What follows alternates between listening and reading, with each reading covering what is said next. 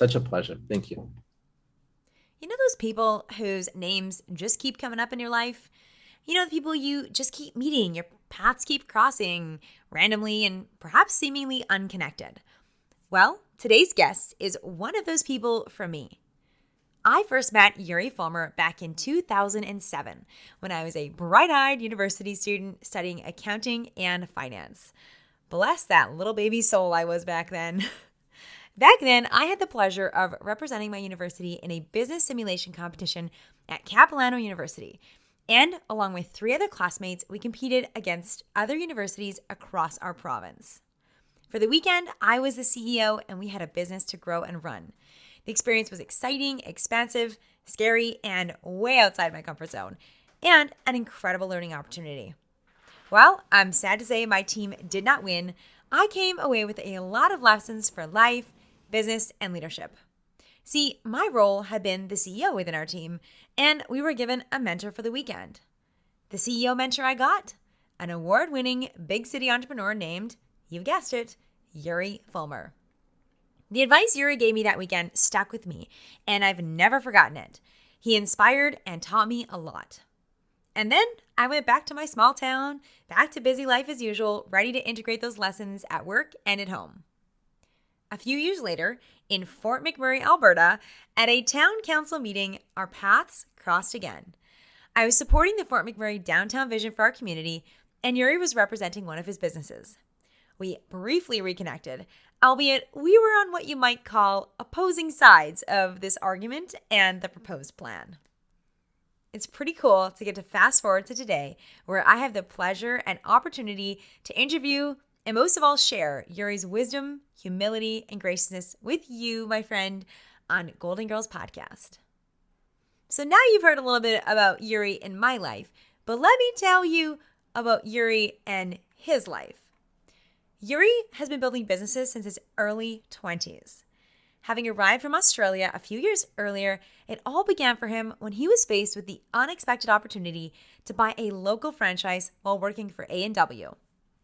Since then, Yuri has grown that single A&W franchise into dozens, building a $60 million business portfolio by the time he was 30.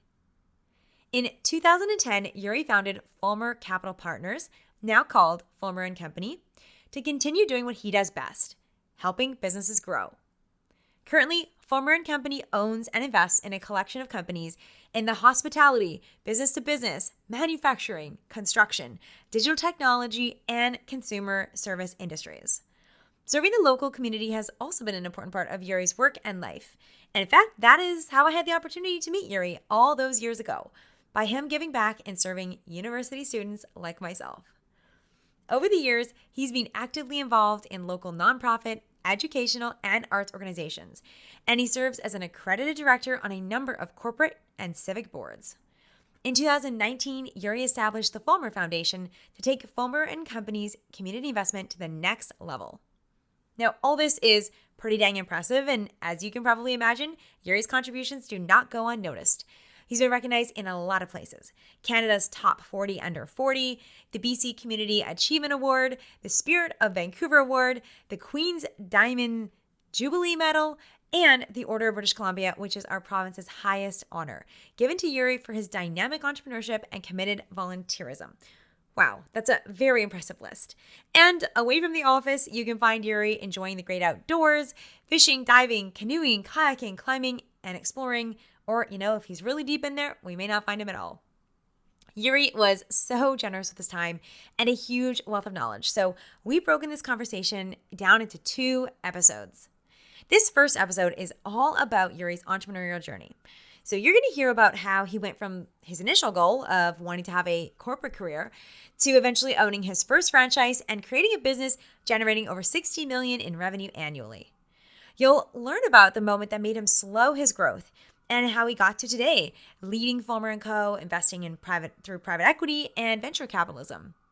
You're going to learn a simple exercise Yuri did to figure out what he should actually do with his life and work and business. And it's one that you can do too if you're feeling like you're in a place where you want to pivot or make some changes in your career or business. Yuri shares the advice he wishes everyone had, that he had, and how he envisions our system supporting entrepreneurship better, for all people. You're also going to hear incredible insights for life success. What I love most about this episode and about Yuri is that he is real, he is honest, and he doesn't sugarcoat about how hard entrepreneurship really is. Like I said, Yuri had so much good stuff to share that we had to split it into 2 episodes. And in the next episode, we talk about everything venture capitalism and private equity related. So if you're interested in learning more about that, I know you're going to love the next episode as well. This one though, this is all about success. Success in business, in life, and beyond. Even if you're not an entrepreneur, I know you're going to find this episode incredibly inspiring. If you're anything like me, after listening, you'll be excited to continue to be the best and to do good in the community around you too. My friend, enjoy this episode of Goalden Girls Podcast with Yuri Fulmer. Welcome to the Goalden Girls Podcast, where we believe you can have it all.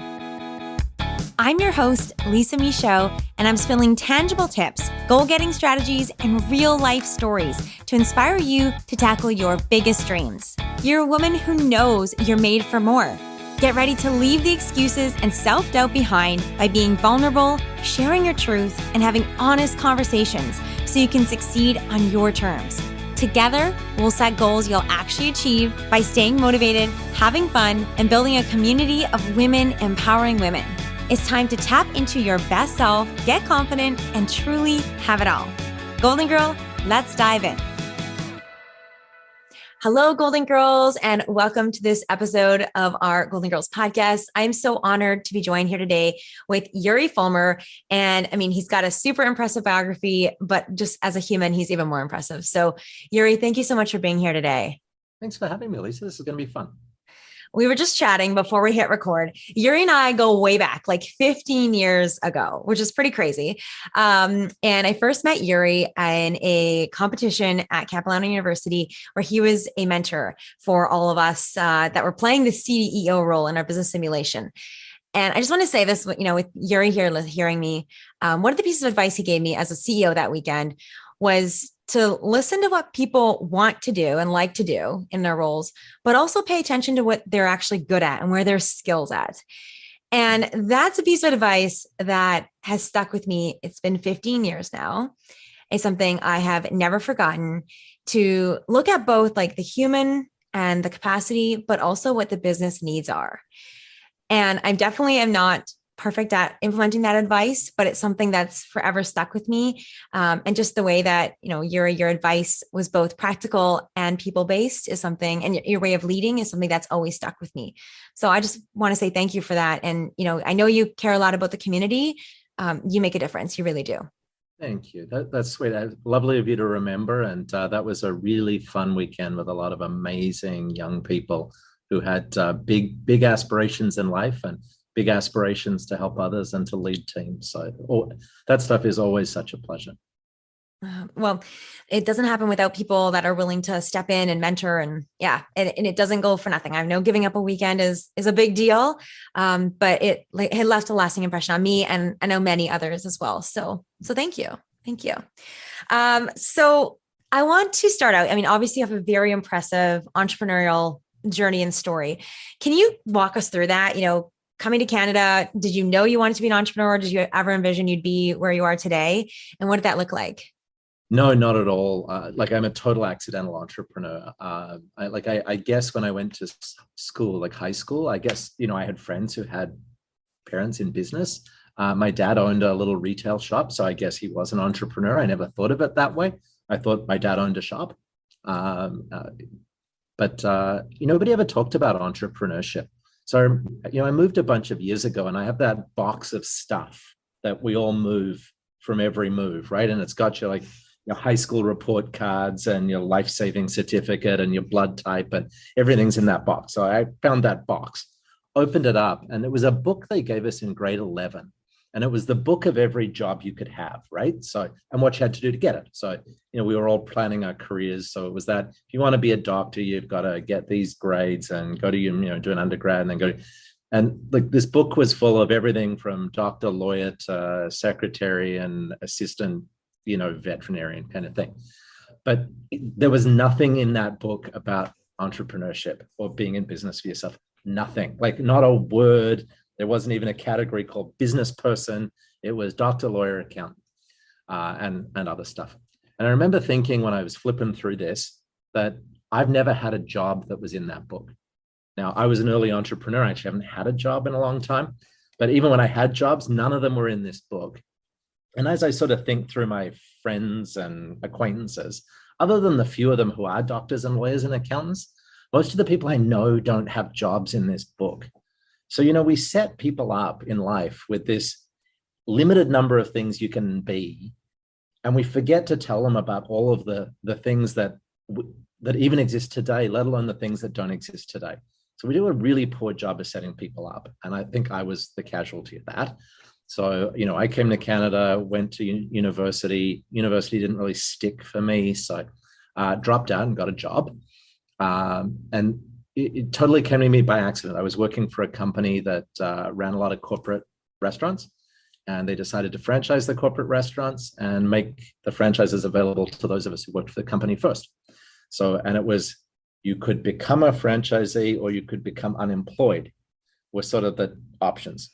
And so I actually was picking unemployment and was going to go off and do something else somewhere else. And I'd always thought, you work hard and you become a manager, and you work hard and you become a senior manager. And, one day, once somebody will make me a vice president or something. Never ever occurred to me to be self-employed. And my boss at the time came and sat me down and said, Yuri, when in life have you ever going to be trained to do a business that somebody is then going to sell you? It doesn't come along very often, right? Most people go into business for themselves, doing something they might love, but not something they actually know anything about doing. This is the opportunity for you to do that. And he said, I think you'd be nuts to pass on it. So bless his heart. And thanks 25 years ago for that advice. I went into business for myself, not knowing anything about it, not knowing what that meant, not knowing what that journey meant. But it's been the rest of my life, and I feel totally blessed by it. So it's created a life for me that I didn't know existed. So. Wow. That's really inspiring, because I think most of the business podcasts I listen to are always like, oh, I was an entrepreneur as soon as I came. Before I was even conceived, I was just an entrepreneur. I came out selling lemonade out of the womb. And people always have these business ideas in high school. And that never has really resonated with me. So I really appreciate hearing stories from accidental entrepreneurs, because I was kind of the same. I always flipped through the books, and my parents were pretty, wanted me to follow some straight lines. And I think we just need to hear more stories of people that, didn't dream of being entrepreneurs forever, and success stories of people doing really well in business, even though it hadn't been on their radar. So thanks for offering a different perspective there. Yeah, no worries. I even think, for me, I'm not sure I considered myself an entrepreneur for a whole bunch of years after I was technically in business for myself. I kind of sort of saw myself on this path of being maybe self-employed, but not an entrepreneur. I sort of thought I was following a path that somebody had laid down for me. So what was the path? So you bought the first franchise. It was a little A&W franchise in New West in a food court. There were 9 of us, including me. We wore a lot of polyester. We made teen burgers. The plan, I think we were supposed to do 340,000 in revenue that year, and I don't think we made it. I think we hit a bump and fell a bit short. But we had fun. It was a good team. And that was the beginning. I didn't think much beyond that. So what made you go from one franchise to then starting to think beyond that? Because there wasn't a path that you could follow. What did that look like for you to expand? So somebody came along and suggested I could buy another one. So, and I thought, oh, okay, I guess I hadn't thought of that. And how would I go about doing that, right? How would I run that, and how would I make that work? And then you start to need a team, right? Okay, then I'd have to hire people, and what would that look like? And then it starts to snowball. And then the minute you sort of take yourself out of I am required to stand behind this counter in order that customers get served, and whatever that means, right? For me, that meant literally standing behind a counter and make sure. But whether that's you're answering the phone or you're making muffins in your kitchen or whatever it is that your business is, it's that moment you get out of the mindset of I am integral to the customer relationship, that I think you start to begin to think bigger. I think, to me, that's the moment of entrepreneurship, right? Rather than I'm just a self-employed person. The moment of entrepreneurship is, this could be bigger than just me, right? This isn't just about me and a couple of folks serving people. It's about me creating a business. And that was my sort of switch point of, okay, this is now might be entrepreneurship. What inspired that business, like sort of business writ large? What was that moment for you? Was it that moment of going one to two or 2 to 10, or when did you hit that? Yeah, it was probably in the 2 to 4 range. Like, it was, because that's the moment where you just can't do it yourself, right? Like, our second location was about a 20-minute drive from the first one. So you literally cannot do it yourself, right? Like, you can't be in 2 places at once. And even if you're just firefighting, you can't even get between the fires fast enough. So now you're really sort of relying on others. And to me, that's the business, right? Like, that's when you're now in business and not just in the service of your customers. So you eventually grew that into dozens of franchises and a $60 million business portfolio. Yeah. So, the NW business today, so I think we're 36 locations today. At one point, there was also 32 Pizza Huts in there. We owned the Mr. Mike Steakhouse chain for a while, and that was sort of 22 locations. I'd say when we had all of that and we were growing pretty rapidly, there were some tough times in there too, right? Every business person will tell you the stories of the good days, right? When things were successful and we grew and more revenue and new products and getting on the shelves of wherever, and everybody's got the great stories. I'd tell you that there were years where every night I did math on the ceiling in my bedroom to make sure that payroll had cleared.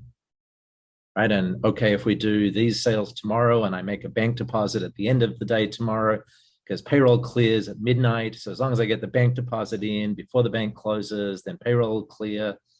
And what if it doesn't? Then maybe I could, cash advance my credit card.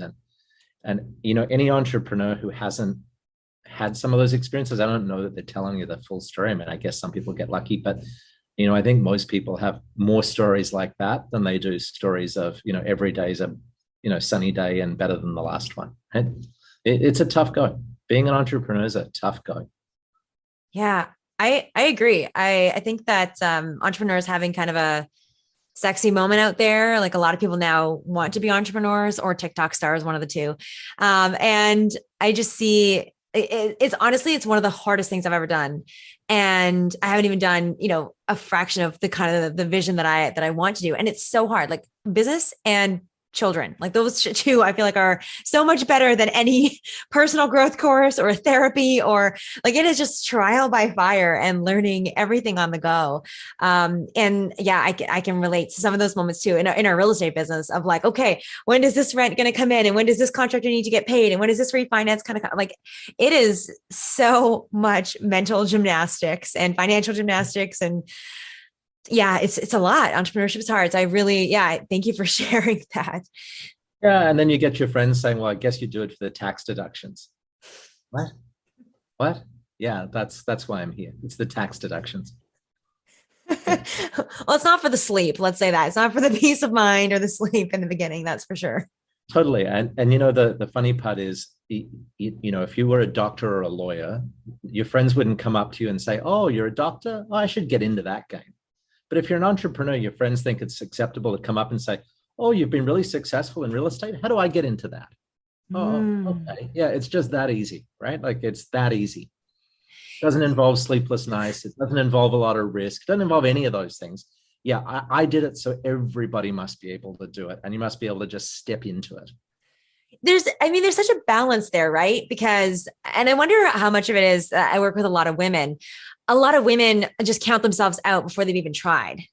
A lot of women also are just like I can't even tell how many people are like, oh, I wish I could do that. And I'm like, well, you could. We didn't start with, and just like you didn't start with 60 or, you didn't start with the whole Mr. Mike's chain. You started with one A&W and you learned that and you figured that out. And then you grow and you go step by step. And so I think it's like both of those things are true. Like, anyone can do it. And also, here's the reality. Like, are you sure you want to? It's the easy part and the hard part, right? Because everybody sees success and says, well, how do I step into the success end? Not how do I step into the really early hard work, high risk end. So I think you're absolutely right. Everybody can step into the hard work, high risk end. It's no less people want to do that. And it is, right? The reason entrepreneurs can make good money is that we take a bunch of risk, and by and large, we work our asses off for some amount of time, right? And obviously we do it for reasons of lifestyle and being able to create more time for ourselves and all of those things. But at the beginning, I don't know anybody who's gone into business for themselves where they didn't take risks that others thought they shouldn't, and worked harder than others thought they should. Mm. And I think if there's a gating item, the gating item is an unwillingness to do one of those two things. And that's okay. There's nothing wrong with that, right? Like, we're all at different stages of our life. We all have different risk tolerance. We all have different things going on in our life. And I was blessed. I started in business for myself when I was in my early 20s. I had nothing to lose. Right? I had no kids, no family, nothing to lose. I don't, and now I sit here with 4 kids. I don't know if I could take the same chances again. So if I had the mid-management executive job today, God forbid, I don't know if I could walk away from that with, a mortgage and 4 kids and a spouse, who stays at home with my our kids. So, I think there's that, the myth that anybody, what's that old expression? Everybody can do it, but not anybody can do it, or anybody can do it, but not everybody can do it. I think that's true. But I think you have to have a willingness to take risk that others aren't prepared to take. And that's not just necessarily a capital risk. It can be a risk of putting yourself out there, a risk of failure, a risk of signing a lease, all of those things, a risk of taking time away from your family, from your kids, all of those things, a risk of doing things people tell you not to do, and you don't want to be embarrassed to go back to them a year later and say, hey, you were right and I was wrong. But there's that risk, and I've got a lifestyle, and I don't want to give that up and have to work nights, weekends, whatever it is that you have to do. Yeah. I think that's so powerful. And it's just interesting, like the risk, everybody's at different places. And I see so many people use the same excuses, like at many parts of their life. Like I feel like some of the same people that I saw at the age of 20 saying they didn't want to start a business because they wanted to get some money or get some experience and weren't willing to take the risk, even though they had nothing to lose. When they become later in life, it becomes hard to also leave because now you do have a mortgage and you do have kids and you do have that. Right. And so it's so interesting. Like, I think sometimes our excuses, like we can hold on to those and they can just morph into like the next evolution of it. So, I think, yes, it can be easier to do it when you're 20, but I think also it still takes courage, because I know a lot of people, and even myself included, I went into corporate and I also did it a bit for love and some other reasons too. But I think it's really easy. And I hear a lot of people and coach a lot of people that they're in the beginning stages, and because they don't have anything to lose, they don't have any reason to risk either. So I just, I think your courage is still, it's still really honorable, and it still says something at any point, at any stage that you can break, because it's hard at any stage. And there are excuses to do it or reasons to do it and reasons not to do it at every phase and every stage in the game. Yeah, I think that's true. And I think that the people around you tend to want to give you the reasons not to rather than the reasons to. Most people want you to lead the life that they lead, right? So if your friends circle, there's a lot of people who have good day jobs, then they're going to suggest to you that you should also have a good day job. And when you say to your friends, well, I'm thinking of going into business for myself, I think you need to find people who are in business for themselves to at least counterbalance the other voices. And if you come from a family of, your parents were self-employed, then I think that's easier. But if you come from a family where your parents, had day jobs and all your friends have day jobs and everybody has day job, who's going to counsel you to not do that? Right? You need to create a network of people who are doing what you want to do, or at least part of a network, so that you've got both voices going in your brain, not just the one. Because I'd say, early in my career, all I had was the voice of no, and it's well-intentioned. So, it's not, those people aren't trying to hold you back or those people just don't have a vision that you have, right? They see the world through their own eyes, and their own eyes tell them it's really important that I plan for my pension. And again, nothing wrong with that. But if you have a different view of the world and you want to create a different life for yourself, I'm not sure surrounding yourself with people who have a different life from the one you want is going to help you in that part of the journey. Again, no judgment, just, you need different voices. And so if entrepreneurship is something interesting to you, go and talk to a bunch of them, right? And ask the good and the bad, right? What you did this X number of years ago. Tell me what you've loved about it. Tell me what you've hated about it. Tell me what you'd do differently if you had your time over again. And was it worth it? So what would you tell someone who asked you that question? What would you do differently, and was it worth it? So it was worth it 100%. And I don't know a lot of entrepreneurs who would tell you it wasn't. As I think, just as I was speaking, I was thinking, well, do I actually know anybody who's an entrepreneur who would have said it wasn't worth it? And I can think of one. And it was somebody who shouldn't have gone into business for themselves. They weren't really, they were doing it for lifestyle reasons. And you do have to be economically driven to be in business. Absolutely, there are lifestyle benefits, but you have to want to win the equation of revenue over expense, right? Like you have to want to win that. You need more revenue than you have expense at some point. And if you don't want to fight that and win it, business isn't the right place. If what you're saying is, well, as long as revenue sort of covers expenses and I get Sundays off, then I'm okay. You're focused on the wrong thing. You have to be focused on that revenue over win to be successful. So I tell you, I think every entrepreneur would say, couldn't do it differently if I had my time over again, could not go back to working for somebody else unless the bottom fell out of the world and I had to. I couldn't do it. Like the thought of filling in a vacation request form just gives me hives, right? Like what, I got to talk to somebody about stuff like that? Like I just couldn't do that. You couldn't fill in an expense report. Like the thought of somebody telling me when to show up for work is none of that would work for me. The big thing, if I had my time over again, would be, so I went into business for myself in my early 20s. The business really grew in my early 30s. So we went, sort of from 10 million in annual revenue to 60, 70, 80, in the space of a couple of years by acquisition. And the wheels fell off the bus, right? Like that's, my bio tells you that, it grew from X to Y in 3 years. Well, that sounds lovely. The reality was I was on the road 250 days a year, and not in Paris, London, and New York. I was in Cranbrook, and you and I talked about Fort McMurray earlier, and Fort McMurray, and all great places, but not easy to get to. There's no Four Seasons hotel there, and your menu options are limited, and your exercise options are limited, and I'd say that growth over that time cost me a marriage. It cost me my health. I was 245 pounds of unhealthy eating badly, drinking too much, and not doing little exercise, doing zero exercise. And I didn't need to do that. The business could have grown equally as well without me being part of absolutely everything. But I didn't know enough to know what I could delegate, who I should delegate it to, and that I needed to hire better and more capable people all the time. So those would be my sort of three big ones of, you need to find, as you're growing, you need to find better and more capable people. Those people who started the journey with you, not all of them are going to make the entire journey with you.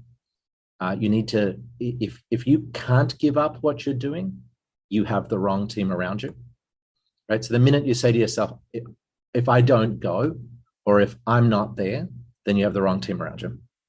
And you do have to lead a balanced life. So it doesn't have to be balanced every day, right? And everybody talks about life balance wasn't a thing 20 years ago, it's a thing now. And everybody has this view of life balance, perfectly appropriate.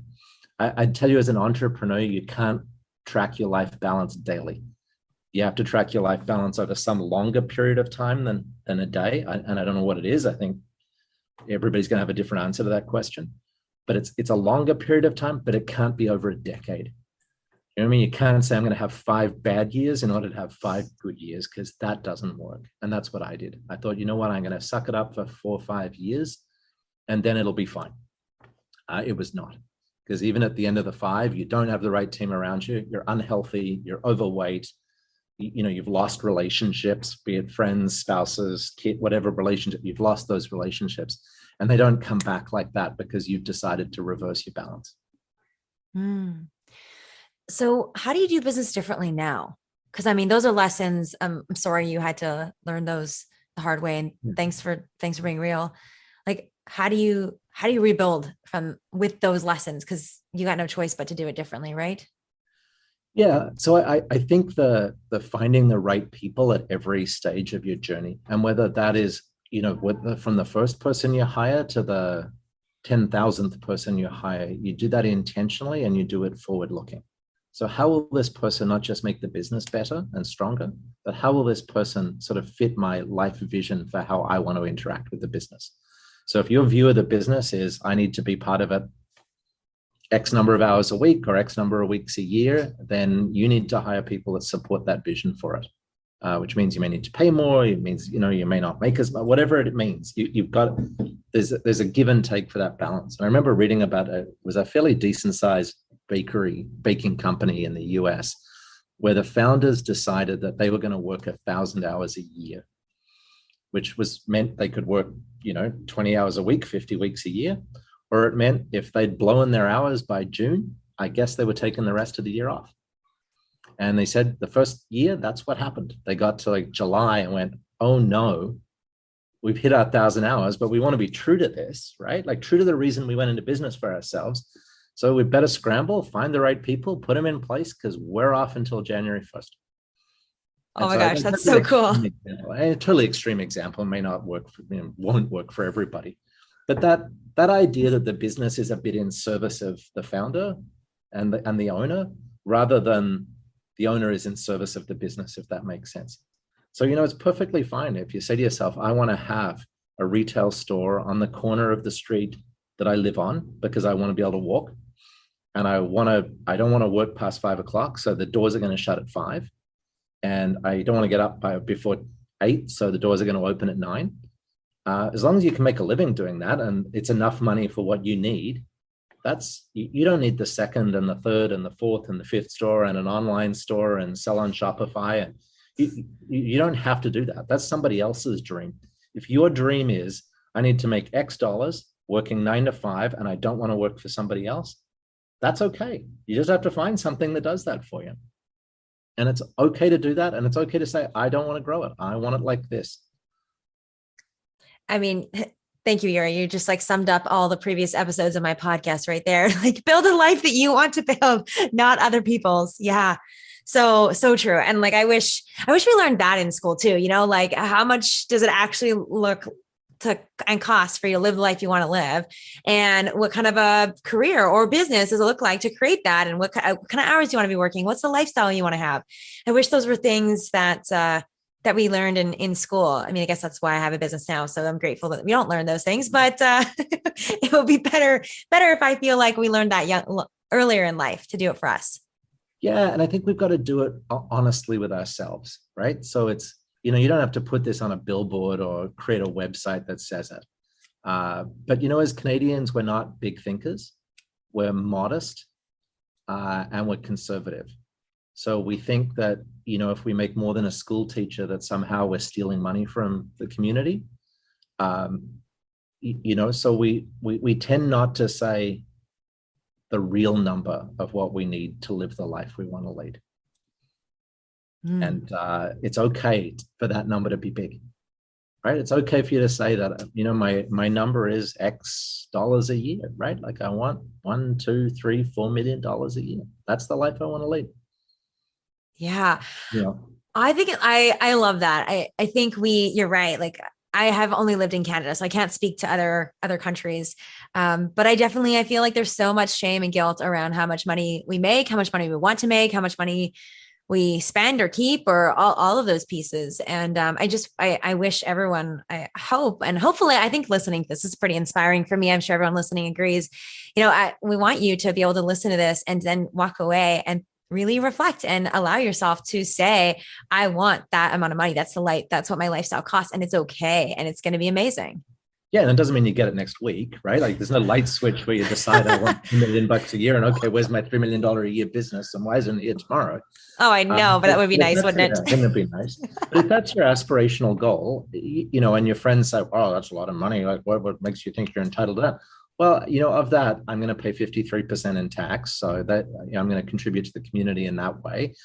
Here's the charitable endeavors I'm going to support when I have that amount of money. Here's the number of people I'm going to be employing when I make that, who are all going to be able to go home and support their families in turn and pay their taxes in turn and make their charitable contributions in turn and volunteer in their communities in turn.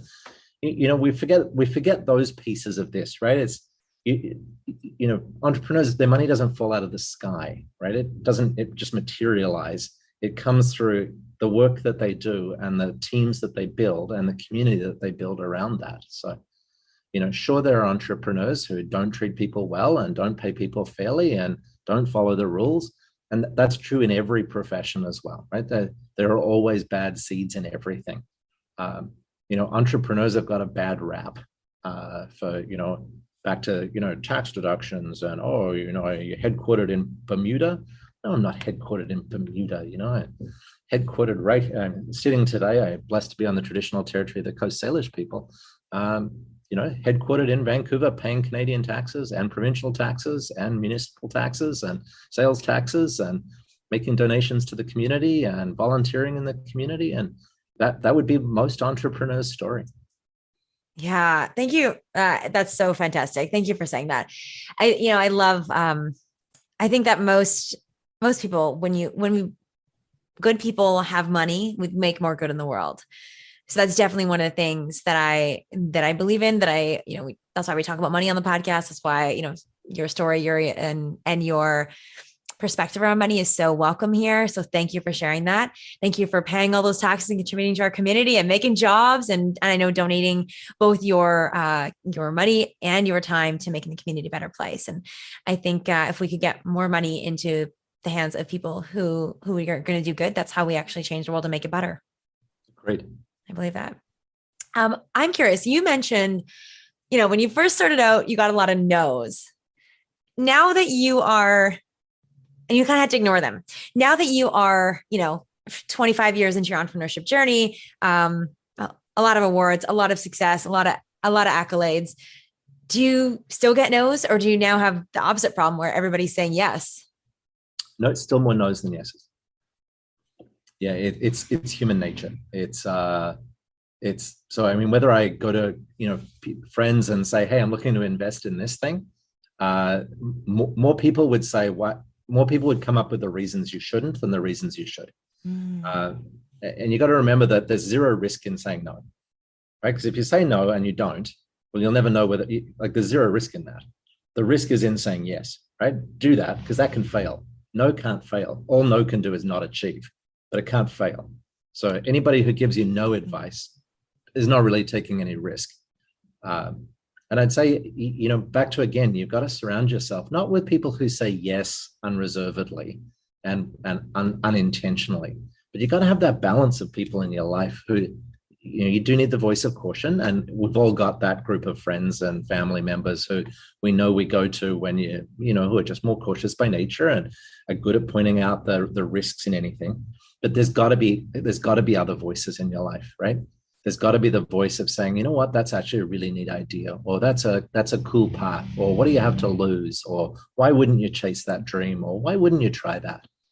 And so when it doesn't work out, where would you be if it didn't work out, right? Like, is this a fatal decision, or is this just a decision that would be a little bit of a setback if it didn't work out? And how does that play out? I did an interview for the Globe and Mail that got a lot of positive response, and it was stop listening to the voice of no. It's that we surround ourselves with the voice of no. Yeah, that's so powerful. I love that. One of the things I think is really unique. Well, one of the things that's really amazing about you is that you consciously try to create good with your business. And I know that's a really big part of why you do what you do. Why is that so important to you? Because you probably could just have your business headquartered in Bermuda, live on the beach, do that. Like, why continue to do good? Why continue to keep going? So I actually don't think you have a choice. Like I think if you profit from the community, you have an obligation to that community. And define community however it makes sense for you, whether that's your city or whether that's your your province or your country, or whatever that definition is for you. You have an obligation back to that community. Paying taxes is absolutely part of that obligation. So to say that entrepreneurs who don't give money to charity don't do anything, well, they pay their taxes, and in our democracy, that is the requirement you have, right? It's nothing nobody's mandated to give money to charity, right? Whether you make $1 bajillion or you make $10, nobody's mandated to give money to charity. You're mandated to pay your taxes. Your taxes, in theory, should support the social network that is our democracy. If you do more than that, that's a positive. And to impose what other people should do, sort of is a lack of insight into their situation, right? Like, it's very easy to look at the richest people and say they should do more. Nobody wants somebody to come to their door and tell them what more they should do, right? Like, no matter what you make, you don't need to knock on the door to say you're not doing enough, you should do more. So, everybody has to evaluate their own situation and say, here's the things I have in my life, and maybe I can do more when the kids are growing up, or maybe I can do more when whatever changes in my life. But I think you have an obligation to support people who didn't have the opportunities you did. And that's both support financially, and it's to support with your time, and to support it with your volunteerism, and support it with, you're rallying the other community to do the same. So I think you actually have an obligation to do that to the extent you're able to. Yeah. So there's no quota system. It's to the extent you're able to, a bit like life balance. It's going to be different every week and month and year and decade into what you can do, in all of those categories. When you've got little kids at home, you're not going to be able to volunteer as much, but maybe you're able to give a little bit more. When your kids are grown up, maybe you can both give and volunteer a little bit more. Maybe when you're early in your business, you can't give, but you can volunteer. You maybe super early in your business, you can't do any of it. And you sort of have to say, I'm going to save that, right? There's going to be a few years I can't do much at all. And I'm going to have to recognize that later, that I missed a couple of years, and I'm going to want to pay that back somehow. So, I think that's to all of us to examine, on our own time frame, whether we're doing as much as we can. And can is not do everything. It's you've got to be your own judge of that. What a beautiful invitation for everybody listening to remind us all to check in. How am I showing up for that? Am I doing what I can? Am I doing what feels right for my capacity in this season of life? And to give others the grace to do the same, and assume best intentions for other people as well. And to be honest with yourself, I'm going to get these numbers wrong, so I don't actually remember the exact numbers, but I think it's something like 92% of Canadians, when asked, claim to give money to charity. But if you look at the number of personal tax returns that include a charitable donation, it's something like 40%. So, and again, I might have those numbers wrong, so please don't bombard my inbox if I've got them wrong. It's all to say that there's a sizable difference between what people think they do or report they do and what they actually do. Now, fair enough, people could buy Girl Guide cookies and think that that's a charitable contribution, or, and that they didn't get a tax receipt for it. So fair enough, or they just... Or you round up at the grocery store and they gave $50 and they've lost the tax receipt. So there's bound to be some of that. Totally get that. But, if it's a meaningful amount to you, you're going to get a tax receipt for it and you're going to claim it. So what we're saying is there's a disconnect between what people claim to be doing or wish they were doing and what they're actually doing. So all I'd say, just have that honest conversation with yourself as to whether you're doing as much as you feel you can. Same with volunteerism. If your idea of volunteerism is dragging your kids to the food bank on Christmas Eve so that you can remind them how well off they are, I'm not sure I count that as volunteerism. I'm sure the food bank doesn't need more volunteers on Christmas Eve. They need more volunteers on a rainy Tuesday in February, right?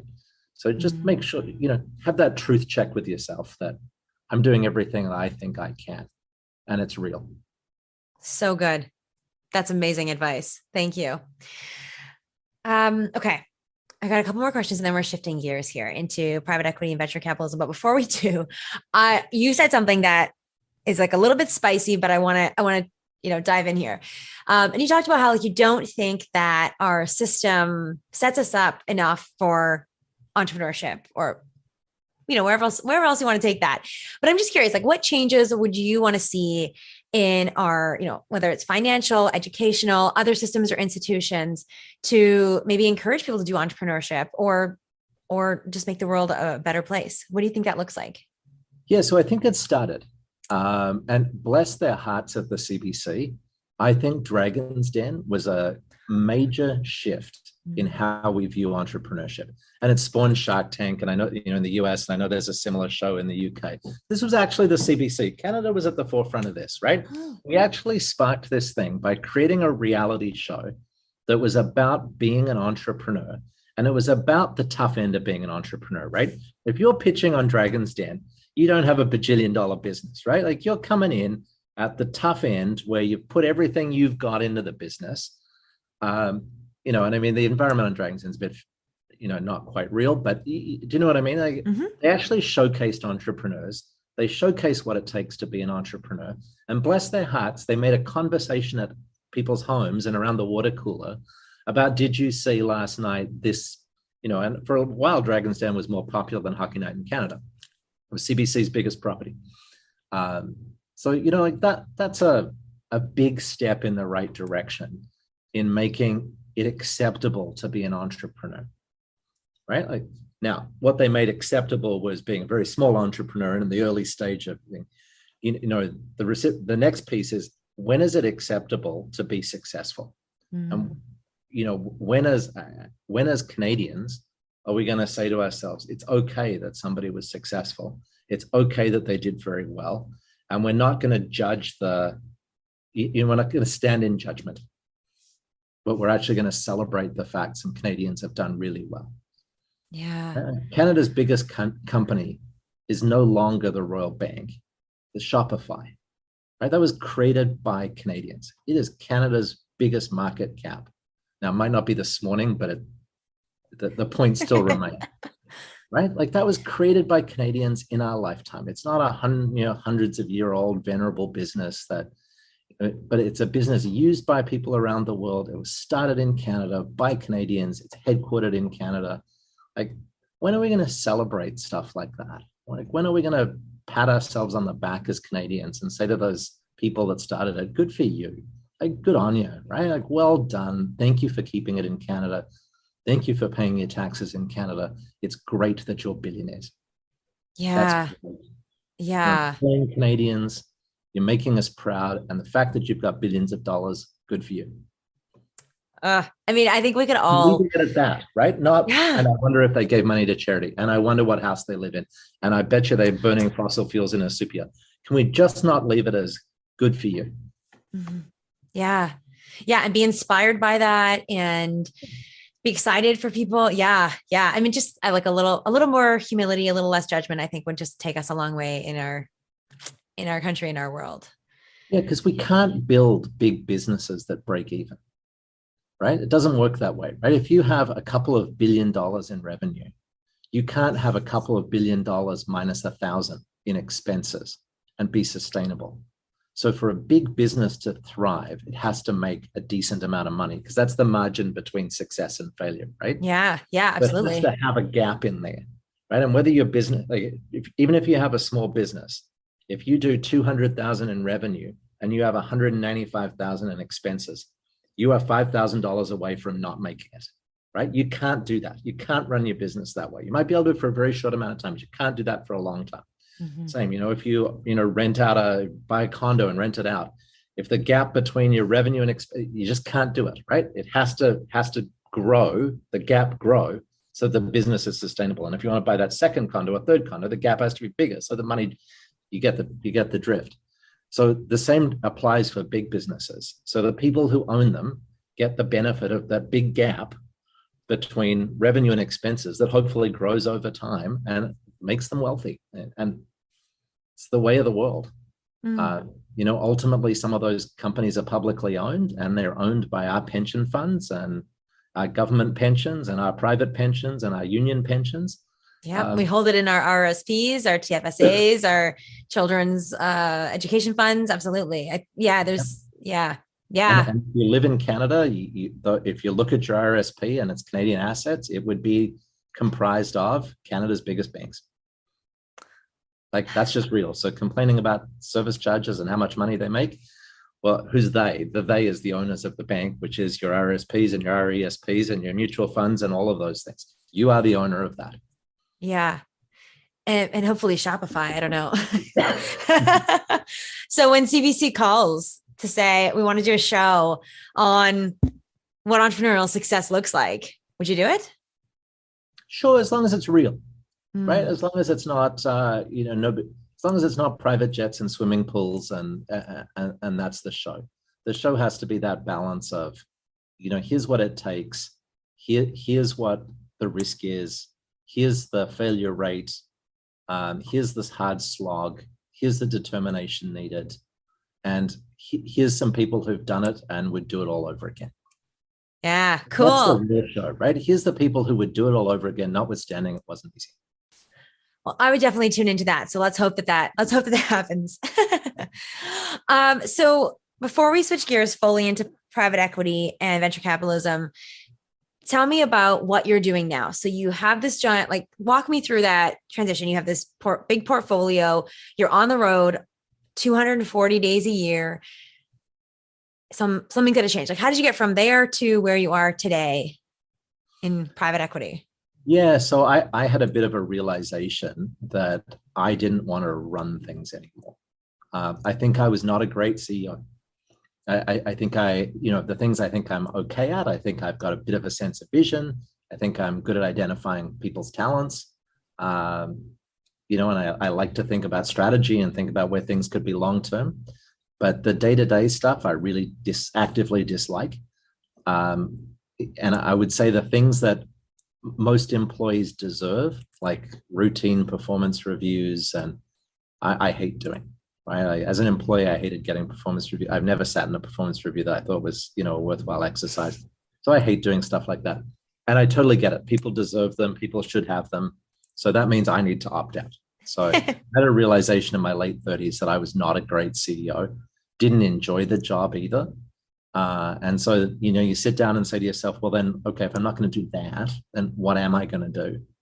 And somebody gave me this advice that I must have given hundreds of people since then, which is you make 4 lists: the list of things that I love, and the list of things I hate, the list of things I rock at, and the list of things I suck at.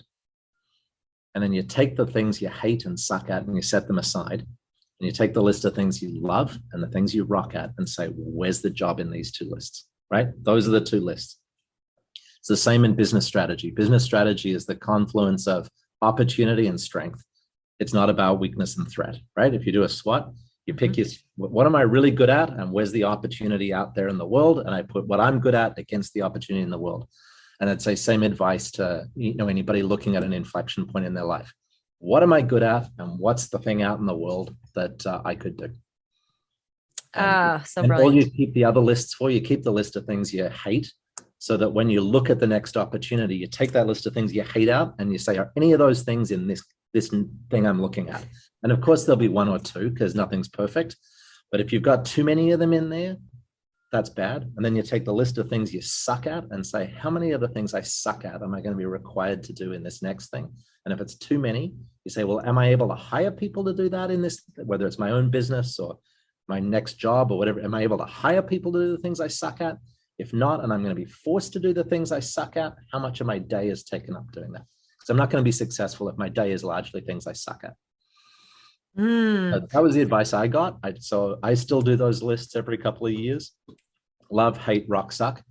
And, that created the next part of my life. So in my late 30s, I said I didn't want to be the active CEO anymore. The list of my things I thought I was okay at and liked was the strategic work, the working with teams, working with entrepreneurial leaders. And that became what we do today, which is we have a bunch of businesses that we own almost all of. We only own them with members of the management team. So no outside investors, just us and members of the management team. And then we have a venture capital book. So just over 20 companies we're invested in of varying sizes, industries all over the place, all over the geographies. Some very early stage and some a bit more mature. So that became the rest of my life. Didn't happen overnight. Sort of took another 5-6 years to get to where I sort of thought I was doing what I'd set out to do. But that was the genesis of it. The genesis was love, hate, rock, suck. So awesome. Oh, very cool. I usually tell people to do like things that I like make me forget to pee, eat, and sleep, and the things that make me want to clean my baseboards. Same. But I love that. Yeah. So great. Cause and like, why aren't we teaching that in school? You know, why doesn't everybody like, it's such an important thing to do, is to look at that. And I appreciate you saying that. And I love that you actually did it, that you do it. And Fulmer and Co. is now the, I guess the manifestation of that, the love, hate, rock, suck. Yep. And here you are, Fulmer and Co., leading all these businesses with their strategy, taking ownership, and working in your love and rock zone. So it's very cool. Very cool. Okay, so we're going to dive into private equity and venture capitalism, because I know one of your passions is to just help people understand what it is. How do we get it? What are the trade-offs? What are the pros, the cons, all that kind of stuff. But we're not going to be able to do it all in one episode. So I'm going to wrap this one up here. And thank you so much, Yuri, for sharing so much of your entrepreneurial journey. And not just that, but like just golden nuggets of life wisdom. And I think anyone listening, whether you're an entrepreneur, stay-at-home parent, working your way up the corporate ladder, like these principles that you just shared they're success principles for life. So thank you for being real. Thank you for sharing such amazing nuggets. I can't wait to learn more in the next episode. Speaking of what we love and rock at, and what makes us forget to eat, pee, and sleep, I will be honest, it was hard to leave this conversation, to get up to pee, and to take a water break. It was so juicy, and I loved learning from Yuri, and I hope you did too. Yuri was so generous with his time and a huge wealth of knowledge, so we've broken my conversation down with him into 2 episodes. I hope you enjoyed learning about Yuri's entrepreneurship journey, the highs, the lows, and the real talk. Whether you're building a $60,000, $60 million, or $60 billion company, or doing whatever's on your love and rock list in life, or you're still trying to create that, Yuri's advice, humility, and wisdom are great pillars for success in all aspects of life. In the next episode, I talk to Yuri about everything venture capitalism and private equity related. So if you are interested in learning more about that, you're going to love the next episode as well. You're going to learn about what private equity is, what venture capitalism is, what to consider if you're an entrepreneur looking for outside investment, what those trade-offs are, what Yuri's best tips are for pitching and fundraising, and a whole lot more. I have a big thank you to say to Yuri for his time and generosity, and a big one to you too, my friend, for listening. If you enjoyed this episode, please take a moment to share it with a friend you think would also enjoy. And go ahead, hop to the next episode to continue the conversation with Yuri Fulmer. Thank you so much for listening. If something spoke to you, send me a message by sharing this episode and tagging me on social media. If you know someone who would love to hear this episode, please share it with them too. Because I love surprises, make sure you subscribe to the Golden Girls podcast today. It's the only way to find out about bonus surprise episodes and make sure you don't miss a single beat on your golden journey. Thanks again for listening, and I will talk to you in the next episode of the Golden Girls podcast.